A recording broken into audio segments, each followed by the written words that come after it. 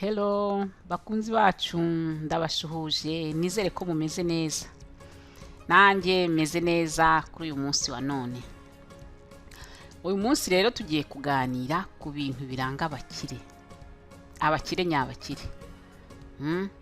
Burya abakire bitwara gute cyangwa se bitwaye gute kugira ngo bagere ku bukire bwabo.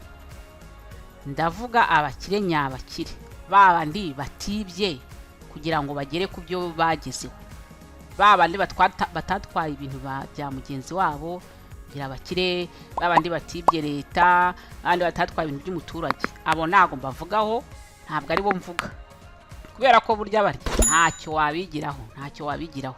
Turavuga abakire nyabakire, babandi bakoze bagatangira bakagera aho bari ari bakoresheje ubwenge bwabo n'amaboko yabo.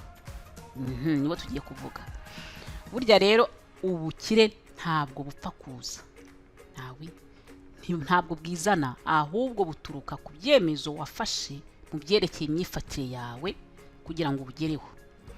Uyu munsi wa none ndaguhamagarira guhindura imyifatire yawe mibi wagize akamenyero, kuko ntaho izakugeza rwose, ntano wagera heza uyikomeje.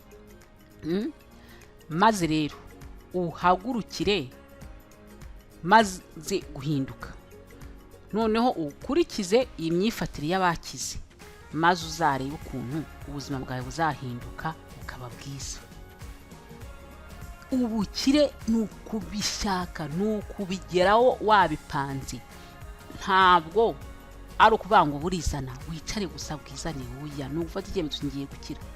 Niyo mpamvu buri gihe nkangukira abantu bakiri batoya ngo baba bafite igihe gihagije cyo kugera ku bukire.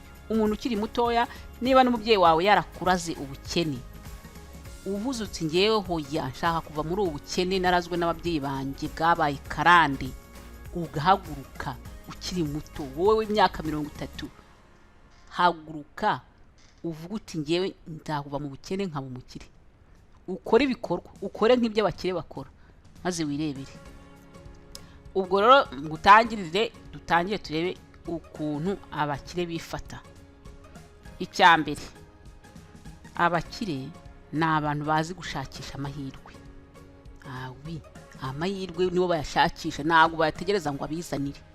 Barahaguruka bagashaka amahirwe yo gukira, kandi kubera ko nyine bazi no kubishakisha bakabitekereza, babona bwangu ibikorwa abandi batabona, maze bakabibyaza umusaruro w'amafaranga. Ntabwo babarizwa mu barangiza ubuzima bwabo batangira ibintu bahagarika bagahora muri ibyo. Murabizi hari ukuntu umuntu udasobanukiye iby'ubukire atangira umushinga, umwaka wagera ati ntibigenda neza, ndabona bitagenda, agatangira agahagarika. Abantu benshi bakora ayo makosa, abati ndawuhinduye ngiye mu bindi. Umwaka washira ati oya ntago bigenda. Oya, abakire suko bakora, abijyamo agahagarara hamwe, yabona n'undi muntu uri ku ruhande ibyo biri kugenda ntamwirukire, agakomeza umurongo wowe yiyemeje, agategereza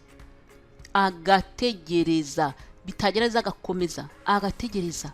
Ntabwo ubukire buhita buza, ntabwo kuba utangiye nk'umushinga wa business ngo unyuma y'umwaka ngo urabona nta kintu guhaye ngo ubwo ngo byapfa. Oya, uguma hamwe, wowe ugafata umurongo wawe. Niba n'umuntu mwegeranye ukuri ku ruhande ubona ibintu biri kugenda, umushinga wawe wiwureka ngo ujye gufata ngo wowe ngo umwigane. Oya, birani bibi cyane, bituma uhora ujarajara, ntugira ahantu hamwe uhama ngo hakomeze uhatumbire. Uhamare umwaka 2, 3, 4 urebe ngo ibintu biraza. Amakosa y'wango ntibigenda ndahagaritse ngiye mu bindi, birani kosa abantu benshi bakora kandi ni ribi cyane. Ngo hariya ngo uyu ibintu ari gucuza ngo ndabona bigenda cyane, ngo ibyanjye ndabiretse ngiye mu bindi. Kandi ubwo urumva aho watangiye hari ibintu uri butemo, amafaranga watangije urayatamo, ujye mu bindi naho ugereyo bikwanyire, uhore muri ibyo. Abakire suko bakora, bo baratangira bundi bagakomeza umurongo. Urumve, ntago bahora bahindagura. Ikintu iyo kigenze neza niho bavuga ati iki ndakirangije, ngize kuri gahunda, none ngiye gutangira undi mushinga. Ariko wa mbere bawuhaye imbaraga. Cyo nicyo kiranga abakire. Icya kabiri kiranga abakire, aho abandi babona ikibazo cyo gutsindwa, abakire bahabona isomo. Mu bibazo bahura nabyo bareba icyiza bakuramo kizabafasha no mu gihe kizaza, hanyuma bagashyira imbaraga mu gushakisha ibisubizo. Ntabwo bapfa gutsindwa abakire. Iyo ahuye n'ikibazo cyatuma avuga ati ndatsinzwe, oya, wakigira isomo. Akigira isomo rimwigisha uko azabikora ubutaha neza, rimwigisha icyo yahindura mu byo agomba gukora. Ntabwo avuga ngo birananiye ndahagaritse. Ni isomo. Buri gihe gutsindwa kwabo bagita isomo. Iyo ubyise isomo kandi hari ibintu bigusigira, uruvuga ngo icyo nkikoza wakoze ubutaha ntuzarikora, ubwo niho ugenda nyine uzamuka mu bukire, kuko hari ibyo ugenda ukosora.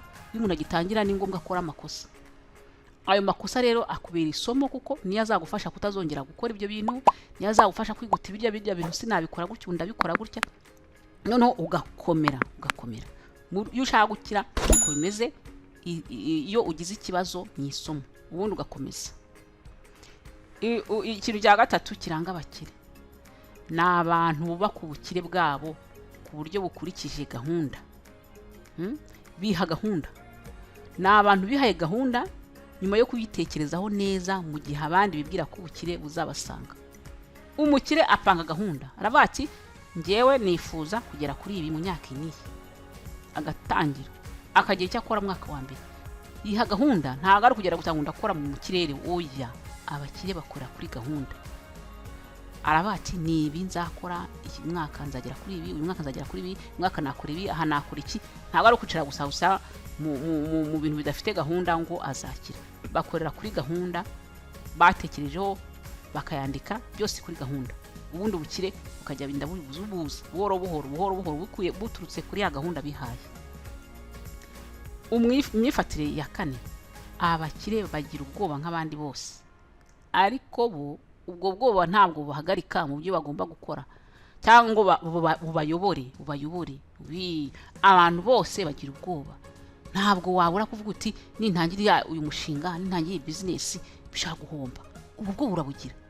Ariko bo ntabwo buhagarika. Aravuga ati ndabufite, ariko agashaka uburyo noneho bwabwo bafite, avuga ati ahangaha kugira ngo ntazahomba ngomba gukora iki, akirinda. Bikugije bwabwo nibwo bumufasha kugira ibyo yirinda, agafataho ibintu bimurinda guhomba. Yanahomba akaba afite icyo yateganyije, n'ibinahomba aya mafaranga we nazamufasha kongeramo, byose aba yabiteganyije. Ubwo bwoba barabugira, ariko ntabwo bubahagarika. Umukene aravuga ati reka udufaranga twanjye ntazaduhomba, agahora dushyira kuri banke. Murabizi amafaranga adakora, ibyo bita inflation, atagaciro. Kubera iki? Umukene ahitamo kuyarundanya, akatubika aho ngaho, akibagirwa yuko nyuma y'igihe y'amafaranga ibintu afite, ayo mafaranga ibintu yamugurira bitandukanye n'ibyo yashobora kugura icyo gihe ayashyizeho. Donc amafaranga agenda atagaciro ku myaka ishira. Ariko umukire we aba yashoye, bwabwo ntibumubuza kuyashora kugira ngo azabimeshe. Niho uko abakire bakora. Ikintu cya kane kiranga abakire, birinda kuganya no kwitotomba, kuko bazi ko bibuza kugira ibitekerezo byabafasha. Ibitekerezo ntibyaza uri kwitotomba, uri kuganya. Ubwo rero barabyirinda kugira ngo bashobore kugira ibitekerezo byabafasha gukora ibikorwa bibaganisha ku ntsinzi. Abakire nuko bameze. Ntabwo bari mu kuganya ngo leta ngo imeze nabi yadufungiye, ntabwo bari kuganya ngo imisoro ngo ni myinshi, oya. Abakire barahaguruka. Urumve, ntabwo bitotomba ngo mbese ngo umubyeyi wanjye ntiyamfashije, oya, cyangwa umuvandimwe wanjye bo ni uguhaguruka. Arahaguruka. Umuntu wese rero wifuza kuba umukire agomba gukurikiza ibi byose biranga abakire, akava mu kwitotomba, akava mu kuvuga ngo undi mugenzi we uriya. Ni ikintu mpora mvuga. Arahaguruka agakora, ntaganye. Byaba ari ikibazo akavuga ati niyo nzira, ibitekerezo bikaza, hanyuma agakomeza umurongo we umuganisha ku bukire. Cya gatandatu, nta muntu bashinja cyangwa ngo barenganye bamuhoye ibibabaho cyangwa uburyo bariho, kuko bazi neza ko ibibabaho byose byaba byiza cyangwa bibi ari bo bireba, nibo bireba bo ubwabo kuko ari inshingano zabo, cyane cyane ko bemera ko bishinzwe. Ni ukuvuga ngo bafata inshingano, ibi byose babyishyiraho, n'ibitagenda neza, ibigenda neza, n'ibyo badafite mikosa babyishyiraho. Ibyabo, ubuzima bwabo, ubukire bwabo bashaka kugeraho, ubwo bakora bwose nibo byose birabareba. Barahaguruka bazi ko ibintu bibareba, ntawe batunga urutoki. Cya karindwi, ni abantu bazi gukoresha neza impano bahawe, bakayibyaza umusaruro munini. Ibyo bize n'ubushobozi bwabo barabikoresha bikabageza ahakomeye. Burya umuntu wese agira impano, umuntu wese afite ibintu Imana yamushyizemo. Nta muntu utagira impano, ariko abantu benshi barazireka zigasinzira, bakarinda bapfa bakazipfana. Abakire bo rero impano zabo zirabafasha zikabageza kure, kubera ko barazibyutsa,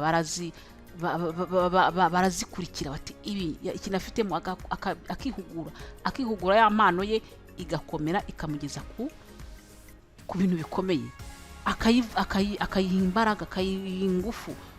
Mbese impano ufite utagaburiye ngo uyihe ubumenyi, nayo irasinzira. Isaba rero ngo uyihagurutse, hanyuma nawe ukora ibikorwa nayo igufashe nyine utere imbere. Abakire rero barabizi, bazi gukoresha impano bahawe. Niba hari impano ufite wituma isinzira, uzarinde uyipfana, haguruka utangire nonaha ukiri muto. Abantu bakiri batoya cyane cyane baba bafite igihe kinini cyo kugira ngo bazave mu bukene karande n'imiryango wenda yabaraze, ariko nyine ni uguhaguruka bakigana abakire, bakigana ibyo abakire bakora. Umuntu wese ashobora guhaguruka akagera ahagera. Ni ikintu cyo kubitekerezaho, ugahaguruka ukagira umurava, ukava mu bunebwe, kwiyemeza, ubundi ubukire nawe ukabukurikira. Nta muntu wavukanye ubukire, bose barabikoreye babigeraho. Ikintu cya munani kiranga abakire, ni abantu bakora cyane, nta mwanya wabo bapfusha ubusa. Bahora bafite ibyo bari gukora bifite akamaro, mu gihe abandi biryamiye kuri kanape, biyicariye bareba za televiziyo cyangwa bibereye aho ngaho ntacyo bakora. Ntabwo abakire bapfusha umwanya wabo ubusa. Abantu benshi bapfusha umwanya wabo ubusa, ugasanga umuntu amaze amasaha angahe yiyicariye nta kintu ari gukora, ari kureba televiziyo se, yibereye mu biparo, nta kintu ari gutekereza no mu kizamufasha mu mibereho ye, ajya kwigenera, kwiryohera. Bo ntago ari uko bakora, bahoraho bafite ibyo bari gukora bifite akamaro. Mu gitondo arabyuka agahera ku bintu bimufitiye akamaro mu buzima buzaza, na mbere yo kujya ku kazi aravuga ati niba afite n'akazi ka leta, niba afite n'akazi anakora, mbere yo kugenda abyuka kare agatekereza ku mishinga ye afite ku ruhande, yatari yagira igihe cyo kuvuga ngo ibyarabihagaritse hano yakora aka kazi, ariko atangira nuko baratangiye ibintu byose. Babyuka kare nyine bagategura ibyabo, barakora cyane. Nubwo umuntu abona ngo abantu barakize, ngo arakize ameze neza, ariko nibo bantu bakora cyane abakire. Ikiza cyabo gukora kwabo, kuko baba bashobora kwikoresha, akora igihe abyumva, akora igihe abifiti abipanze. Mbese icyo kintu cy'ubudendezo bafite nicyo kibafasha naho gukora igihe kinini. Bakora igihe kinini kurusha abantu bakora bafite n'akazi bakorera abandi bantu. Bo ahanini babikorera, kubera ko abakire benshi ni abantu bikorera, bakora ku giti cyabo, bafite amasosiyete, bafite imishinga. Ntabwo kubangura gukorera leta, urakorera muntu bya bizagukize, ntabwo byonyine byagukiza. Kitse nyine abiba. Icyacyenda, ni abantu bazi kwiyegereza abandi bantu. Bazi kwiyegereza abandi bantu, babona ko bafite imitekerereze ihuye n'iyabo, kubera ko bamenye akamaro ko gukorera hamwe. Bazi ko gushyira hamwe byongera imbaraga mu kwiteza imbere. Bahora bashaka umubano ubateza imbere, mu gihe abandi bareba bugufi, bahitamo guhemuka bakangiza umubano wabo bari kuzabageza ahakomeye. Icya cumi, abakire baba bafite gahunda yanditse irebana n'intego bihaye. Nuko bimeze, barandika bavuga ati nihaye intego, niba yarihaye intego iyi n'iyi, avuga ati nifuza kuzagera kuri iyi ntego mu buzima, bo barabyandika. Noneho bagakora ibishoboka byose ngo bazabigereho. Gahunda, bafite gahunda. Ni abantu bahora bashaka kurushaho gukira. Niyo yakize aravuga ati ndakomeza, ntibahagarara. Baharanira kugera ahantu hakomeye ku buryo badashidikanya no kwifuza kugera ku byo abandi babona ko birenze ubushobozi bwabo. Bya bindi ubona ko batabishobora, bo bariyemeza kuko bahora bashaka gukira, bahora bafite inyota ku buryo nta kintu kibahagarika, nta kibahagarika. Cya 11, abakire ikindi kintu bakunda gukora kibaranga ni ibikerekeranye n'ibyo bakora. Nuko ni abantu bifuza gukora ibintu bidasanzwe. Bifuza kuba abantu badasanzwe bindashyikirwa nabo ubwabo. Kuba babyifuza rero bituma bakora ibintu abandi badashobora gukora, kuko baba badasanzwe kubera ko nyine babihisemo ubwabo. Nuvuga ngo bafashe icyemezo cyo kuba indashyikirwa, cyo kuba abantu barenza abandi, bafite icyo bashumije abandi, bigatuma nyine babiharanira bagakora nabo ibidasanzwe. Icyo cyemezo bafashe, icyo cyemezo rero nicyo vraiment kibayobora, kigatuma nyine bagera ku ntsinzi abandi batageraho, kubera ko bahisemo nyine kuba badasanzwe, kuba abantu b'indashyikirwa. Barabikorera, barabiharanira, babishyiramo imbaraga, noneho rero bigatuma bagera ku ntsinzi abandi batageraho. Donc bitandukanyije ni imigenzereze y'abandi, imyifatire y'abandi, bayivuyemo bajya mu yindi igana ibutsinda, iyindi igana ubukire, hanyuma nyine kugira ngo bashobore kubigeraho bakoze ibidasanzwe. Ikindi kintu kiranga abantu bakire cya 12, mu gihe abandi barebera ubuzima bwabo, abakire bo bazi icyo bashaka mu buzima bwabo, bakamenya n'icyo badashaka. Bahora batera ijisho mu ntekerezo kuri bwa buzima bifuza kuzageraho. Mu bitekerezo byabo baravuga ati nzagera, akahareba aho hantu yifuza kuzagera, akibona ahari. Ubwe arabibona mu bitekerezo ati mu myaka 10 nzaba ngeza, nzaba meze gutya, nzaba ngendera mu modoka imeze gutya, nzaba ndi mu nzu imeze gutya, nzaba mfite umuryango imeze gutya, nzaba nkora icyo nifuza, nzaba mama ikintu nifuza. Arabitekereza muri we. Ntabwo nzaba mfite ubukire, ntabwo nzaba mfite kwifuza amafaranga, nzaba nyafite. Bikamujyamo akajya muri bwa buzima ateganya kuzabamo, noneho bikamutera ishyaka ryo kubikora kurushaho. Kubera ko guhora bateraho ijisho bibaha imbaraga kugira ngo bazashobore kugira gute, kugera kuri za ntego biyemeje. Noneho bagapangira gahunda n'uburyo bazagera kuri izo ntego biyemeje, kubera ko nyine babihoramo. Ibintu byose bajyamo, byaba by'imibanire, ubukungu ndetse no mu kazi, bagendera ku mubare. Ntabwo bishora gutyo gusa, babyigaho bihagije, bakabisobanukirwa, bakabona gufata umwanzuro badahubutse.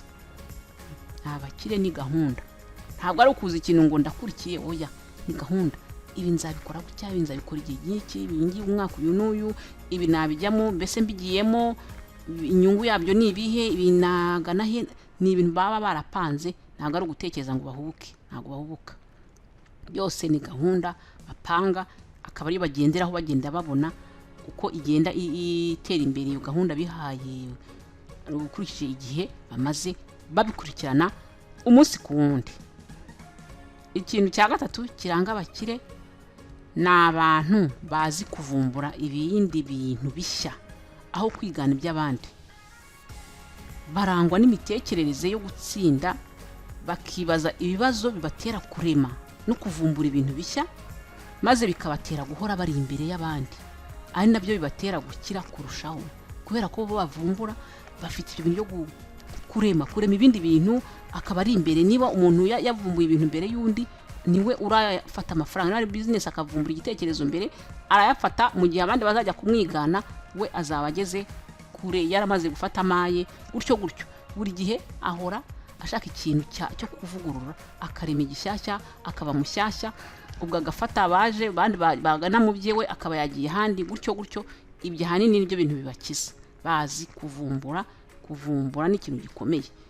Adagenda ngo akopera iby'abandi abigira uko abikora uko biri, oya we niyo yakwiyenspira agafata iby'abandi bikamubera icyo arebera, ariko we afite uburyo abihinduranya agashyiramo ibyo bishyashya akabijyana ku buryo bwe yumva, bikarema ikintu gishyashya, noneho abantu bakagikunda, bigatuma nyine niba ari ibyo agurisha akagurisha kurusha abandi, akajya imbere igihe cyose. Imyifatire y'abakire ya 14 ntabwo barangiza ubuzima bwabo mu guhora bategereje igihe cyiza cyo gukora cyangwa gutangira ibyo bagomba gukora, oya kwimurira ejo ibintu byose, ibintu byabo kwimurira ejo, ikintu nzagikora ejo, agahora muri ejo ntabwo ibyo bibaho, bo ni yagitekereza aragikora. Iyo batekereje ikintu baragitangira, bakagenda ahubwo bakemura ingorane bahura nazo mu nzira, ku buryo bagitunganya umunsi ku wundi kugeza kigeze ku murongo mwiza uhamye. Ntabwo bategereza, kuko uko utegereza ikintu niko ubu riska kutagikora. Bo bahita batekereza bagashyira mu bikorwa, bikabatera nyine uwo muhati no gushakisha, bakagenda bakivugurura, ariko batategereje ngo bizabanza biba byiza, kuko nta gihe ibintu bishobora kuba byiza 100%. Iyo utegereje 100% ntabwo utangira icyo ugomba gukora, ni ugutangira ukagenda uvugurura utera imbere, uhindura buhoro ubona ibitekerezo, uburyo nyine wameriyora buhoro. Icya 15 kiranga abakire ni abantu bazi gucunga neza amarangamutima yabo, bakayayobora ntabayobore. Ibyo bikabafasha kumenya kubana neza n'abandi, no kumenya uko bifata imbere y'abantu badashobotse, nta bikuba bicitse.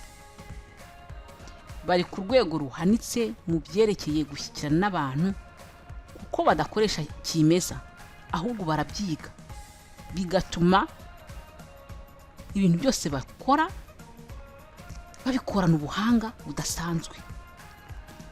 Iyo ugiye nanye kimeza ukuremye, hari igihe ushobora guhubuka ukawanavugana n'umunabi, ukawamubwira nabi, ukawamwemera ibintu bitari byo. Bo ni ibintu barize. Kumenya gushyikirana n'abantu ntabwo ari ibintu uhutiraho, ugomba kubyiga. Ntabwo bagendera ku bintu by'amarangamutima, niba umuntu amubwiye nabi nayo ngamusubize nayo, oya we abaza uburyo agomba kwifata kugira ngo wa mubano we ntawice. Ni ibintu yiga, ntabwo ari ibintu byo gukoresha kimeza. Azi uko yifata ku muntu umwifasheho gutya, umuntu uko yifata azi kumureba, turiye wifata kuriya, dore impamvu ye ngenda mwifata gutyo, ntabe yagira ibibazo wajyana n'ibibazo n'abantu byoroheje. Abantu benshi bagendera ku marangamutima, bakaba bakora ibintu batatekerejeho bihagije, kandi bikabagirira ingaruka mbi. Abantu bakize nyabyo, amarangamutima ntabayobora, nibo bayayobora. Niba unamukoreye ikintu kibi akababara, ariko akora ku buryo bitaba ikintu cyo gutuma ibintu byacitse, afite uburyo akwifataho, wowe ukumirwa, ahubwo wowe wazanye ibyo waruzi yuko agiye gusaragurika mukangana. Boya bo barayobora amarangamutima yabo. Burya kuyoborwa n'amarangamutima ni ibintu byica abantu benshi, bigatuma byica imibano yabo, ntibazagere aho bagera. Yatangira n'umuntu umushinga bagira ngo biteze imbere bombi, amarangamutima akabaraje, barashwanye bose bakabihomberamo. Cyangwa se wowe umuntu yari yaguhaye nako kazi, amarangamutima yawe agatuma wica cya cyizere yaragufitiye, byose ukabibura, bigatuma uhera hasi. Abantu benshi bakwiye kwitabira kutaberwa n'amarangamutima, kuko bibicira ubuzima, bikwicira kugera aho ugera. Ni ikintu cy'ingenzi cyane ku muntu ushaka kugera kure. Arinda amarangamutima ye, ntahubuka. Iyo ababaye afite uburyo bifata, iyo arakaye afite uburyo yifata, ntibimwicire imibanire n'abantu. Iyo umuntu amugiriye nabi afite uburyo amwifataho, ntajye muri byacitse byica mibanire ye, akamenya uburyo abigorora, akamenya uburyo amwitwaraho, akamenya uwo ahunga, byose aba yarabyize kuyobora amarangamutima ye. Iki ni ikintu gikomeye cyane tugomba kwigana, umuntu wese akwiye kwigana ku bakire. Ibi rero ni igice cya mbere cy'ibintu biranga abakize. Nawe wabigiraho ukabyigiraho ugakurikiza inzira banyuzemo, nawe ugatangira gutera intambwe ubu nonaha, nta mpamvu yo kubitinza, bikakuyobora ukabyigana ugatangira ubu ngubu nta gutinda, ukigana iyi myifatire y'abakire buhoro buhoro buhoro buhoro buhoro buhoro, ubyinjiramo ubyigana, nawe uzaba umukire, uzahagera. Nta muntu wavuganye ubukire, byose ni ukubikorera, ukagira umurava, ukiyemeza, ugahaguruka ukigana nawe abo bantu bakize, nawe ukava mu bukire bwa karande. Kandi iyo byiyemeje ugatangira kare ubigeraho. Nicyo nifuriza umuntu wese, kugira ngo umuntu wese yifuzirize kubaho atafite ibintu by'ubukene bimubushye, kandi afite wenda ibitekerezo, afite amaboko, afite n'impano yahawe n'Imana. Buri wese biramureba. Ubwo rero kuri uyu munsi ndababwiye nti murakoze, ndizera ko hari icyo dukuye muri iyi video cyadufasha mu buzima. Ntibibagirwe rero gukanda kuri sabone cyangwa subscribe mu cyongereza, ukansigira like, kandi ntiwibagirwe no kuduha ibitekerezo byawe, turabikeneye. Twese no guhana ibitekerezo ni ngombwa kugira ngo dutere imbere twese. Tuzasubira utaha, mu gihe ibihe byiza.